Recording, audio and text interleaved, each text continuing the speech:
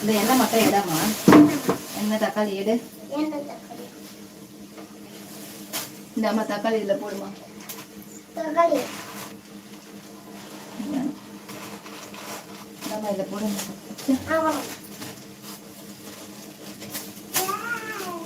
எண்ணெய் குத்துருமா. எண்ணெய் தக்காளி இதில் போடுமா. சின்ன அது கரெக்டாக இருக்கும்.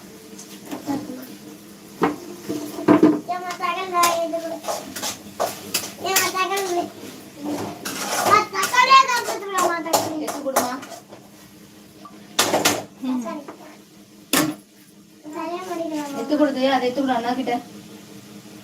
எத்து கொடுத்துட்டாங்க.